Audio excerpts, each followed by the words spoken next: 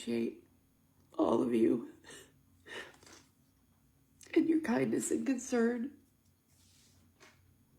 I built this house from a dream, and I fought like hell to hold on to it.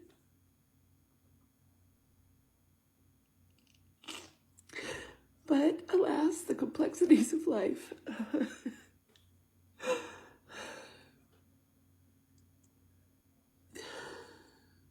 It's really hard letting go.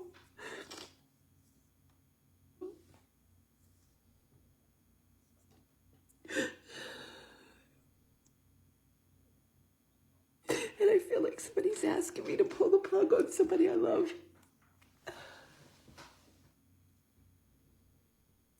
I had such big plans for this place.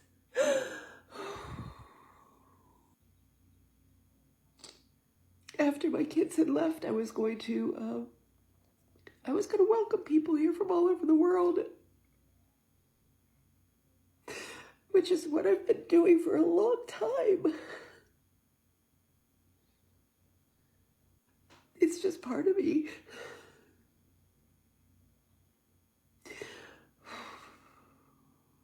And I was going to do that. That was my goal. I mean, from the time I was a teenager, I had that dream that someday I would build a house. And I would be a safe space for people who are traveling from all over the world. It started with me just having a dream. I fought tooth and nail. I'm telling you, I didn't come for wealth. I didn't come for money. But I begged and borrowed. I made deals, and I promises. And that's probably why I'm in the place I'm in now. Because I'm an optimist, and I see future growth. I don't see the bad things that could happen.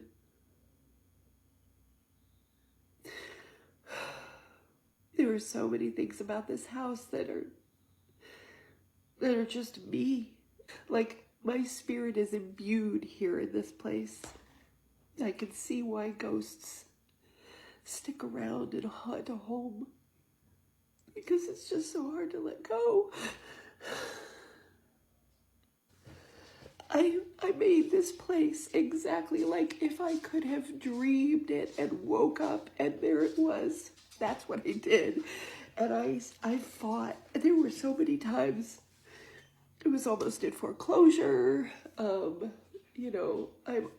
always been, my whole adult life from the time I left home when I was 18 to get out of a very dysfunctional and abusive childhood. I've been just hanging on by my fingertips. It's scraping by. It's always been scraping by. I'm sorry, I'm such a snotty mess.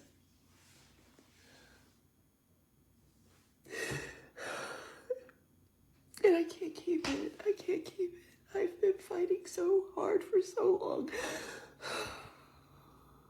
And I text from the gas company today. They're going to turn off my gas. I owe money to my in-laws. I owe money to my friends. I owe money to all these people just because I was trying so hard to keep this house afloat. It's just way too much. I can't handle it. I also can't stand saying goodbye. I can't stand letting it go. And I don't know what to do. Yesterday was bad. Yesterday was real bad. I know there's some of you who really understand because you've talked about losing your house for divorce or, getting old and not being able to, and it just sucks so bad that just like we worked so hard to build something that was just, it was a dream. 37 years. I've dreamed and I planned it all out, what I was going to do. And it all came to here. And I'm grateful for you all for being there and understanding, because I feel so lost.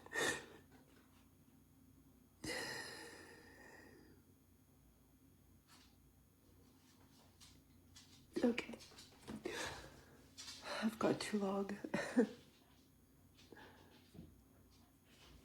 Thank you for your love and your kindness. Thank you for watching the transformation of Thicket Cottage. Thank you for watching the transformation of me.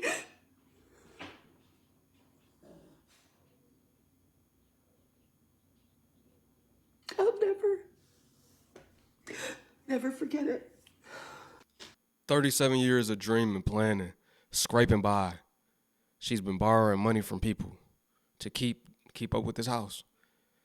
But now she can't keep up no more. She was barely, hanging on for that many years though. I don't know what type of mortgage she had or what's going on, why she didn't pay it off. After 37 years, it seems like it would have been paid off.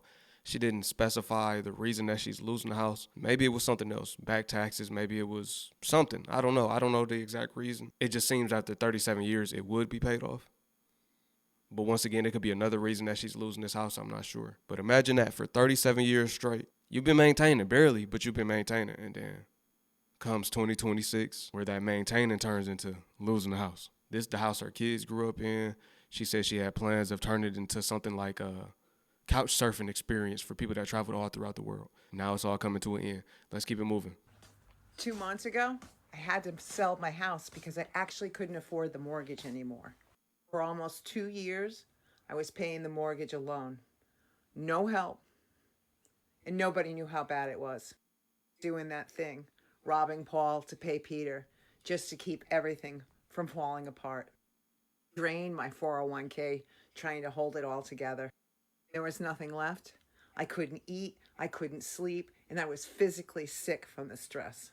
Losing weight, my hair was falling out, and it actually needed medical help. Worst part, I didn't even know where I was going to live next. So I sold the house before a foreclosure could even start.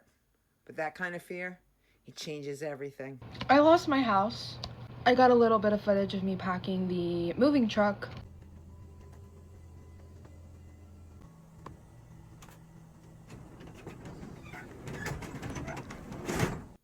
Has not been great. I mean, not as bad as I expected it to be, because at least I had somewhere I could go. I did not want to lose my house. I mean, for obvious reasons, when it's just my house. And for two, it had my kids' rooms, their things, their friends. That's where they wanted to be and where I wanted them to be able to come back to when I inevitably do fight like hell and get them back. I'm trying to think about it like everything happens for a reason. Also, my niece fucked me up. Not on purpose, but still funny. Her niece beating her up. She lost her kids. She's just giving me a breakdown of the type of person that she is. Maybe she was battling addiction. She couldn't keep a stable home, and that's why they took her kids. I don't know. This is somebody who, you know what type of person this is. She don't got everything together. I know they'll be upset about me losing the house. I know that my son is already upset about it. But at this point, there's nothing I can do. I only had half. I couldn't get the other half. Didn't get that much in tax return, and I only got it on like the 21st. And most of it went to the moving truck and the storage facility and everything that it took to even move in the first place. Able to take one cat with me. The rest I had to rehome. I know it's been a minute and you've wanted an update, and people tell me they kind of get updates from me from TikTok. And I focused on moving and settling in where I'm at and just trying to be comfortable. Just kind of get over it. So that's the update about my house. Obviously I couldn't leave the county, and I'm not far from where I did live. It's only about 15 minutes from where my house is or was. Which brings me to my next update. I had my court date for being rearrested, and I got to hear what they're offering me. Now, before this court date, and kind of why I got rearrested, they offered me 3 months ISF, which is 3 months in prison, And I said, fuck you, fuck that. I'm not doing that, especially for something I did not do.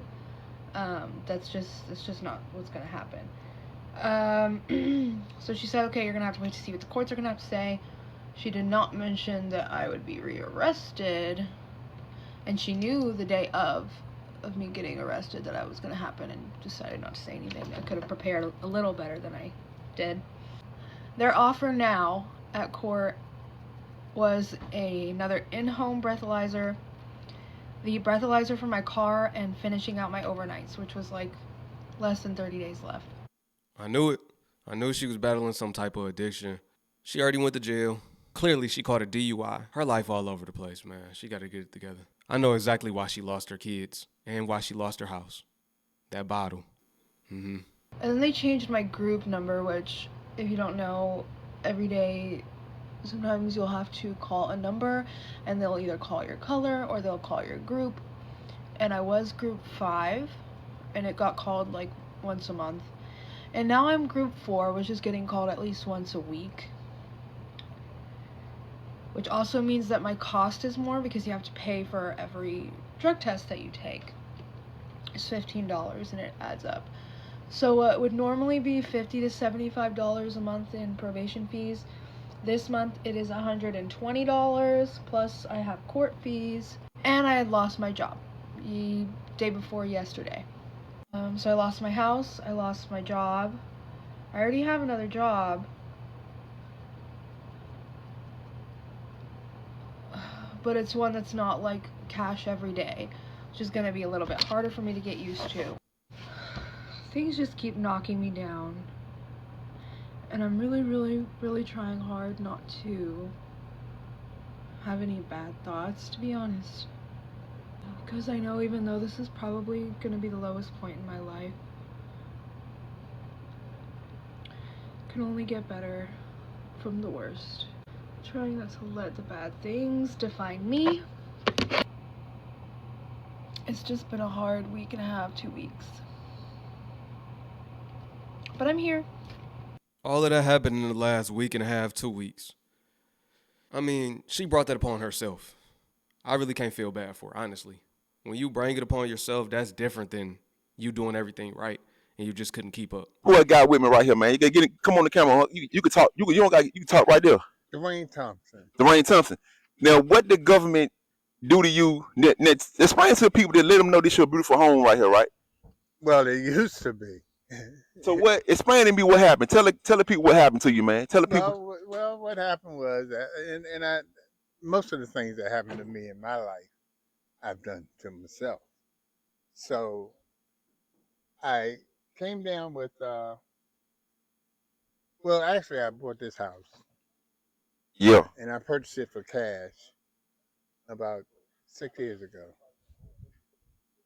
2020, I think it was. And I paid over $330,000 for it. But I bought it with my children in mind because of the fact that I knew I had always had a house. And I had come down with a case of prostate cancer. So while I was in the hospital, my sister was into real estate and she was selling houses. So although I had a house in DC that I had for about 20 years, my sister was concerned about, she said, well, have you ever thought about, you always talking about... But let me ask you a question. Yeah. How did you lose your home? Well, I lost my home by, like I said, when I had the prostate cancer, my taxes were not being kept up with. And my property taxes, obviously, it was only a minimal amount, like, I don't know, 7,000 or something like that. 7,000 a year? Well, I think what I owed was... But you owe. So you mean tell me the bank took your house, you paid $330,000 for your home, and they took your home because you owe property tax for $7,000. They took your home. Now hold on. Now y'all see what we go through in America, right? Dealing with these motherfucking scammers. The government is a fucking scam. This man paid $330,000 for his house, and he only owed $7,000 in taxes. And they took this big, beautiful home and threw all this shit outside. If you heard him, he said he paid for it cash. I don't know how he got $330,000 cash. He say everything that happened to him in his life, he was responsible for. It was his fault. He brought it upon himself. Now, he did something right. It ain't like he was just a failure in life. He was able to get $330,000 cash. He purchased a house with it. He just so happened to have health restraints that stopped him. The taxes weren't being kept up with. Now he's being put out on the streets over 7 bands, 7,000. I kind of find it kind of fucked up. See what I'm saying? But, So go ahead. But you know something? That is the way of the world. Ain't it? That's the way my parents, their parents, and all of my grandparents, which were originating from New Orleans, Louisiana. And I remember all the hardships that my parents and my grandparents went through trying to be raised, or should I say, make it in the South. Because back then, my parents grew up in New Orleans, Louisiana.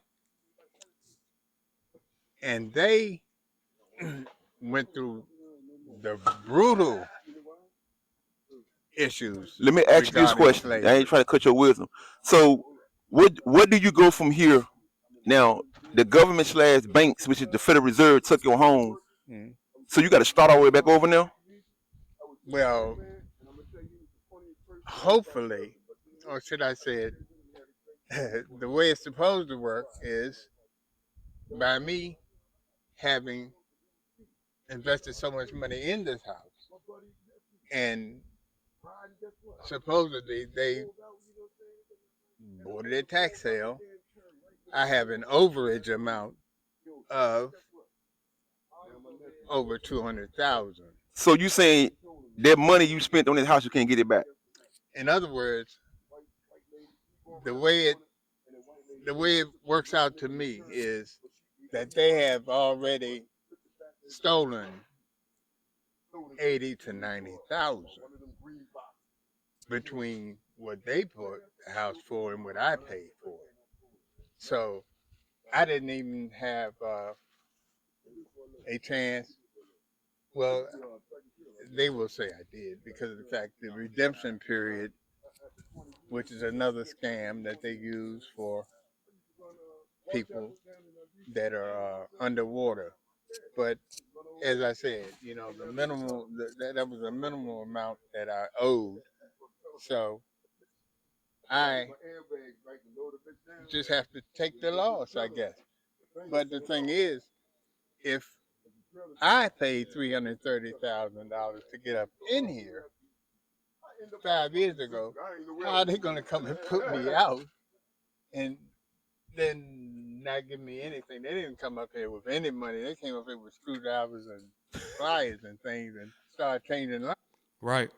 That's what I don't like. You could put 330. You could put $1 million on the house, buy it cash, and lose it to back taxes. PP said it's always been hardships in America. His generation, his parents' generation, his grandparents' generation. This is what I speak when I talk to some people. I be like, I don't know why people think we not gonna go through nothing when we've always went through something as a people. We just have different wars, right? We're facing spiritual warfare. They might have warred with segregation. Women couldn't work at one point in time. So rights, getting equal rights for black people and women. I said, what the hell? You put me out on the street? They say, yeah. I say, ain't this something? So I said, it's okay. It's okay. So what happened to my money? You already owe me 90 off the top. But all right. But yeah, but listen, I ain't trying to cut this video short. Mm-hmm. Y'all just heard it from the horse's mouth. The things we go through in America. Oh yeah. They putting the peoples out their home, man. Hey, yeah. Tell them your name and Dwayne. Tell them what you just went through, and I'm about to end this. Dwayne Thompson from New Orleans, Louisiana. I'm from Washington D.C. Well, you from? Your parents. Oh, I'm sorry. I mean, my parents are from New Orleans. From New Orleans. I'm from the South too. I'm from Mississippi, right? Okay. See what I'm saying? So he from Washington D.C., but his parents is Came from up here. came up here from New Orleans, Louisiana, right? And Exactly. so Because they said that they didn't want to have any children down there yeah, to be raising because it was so rough down there. They said no.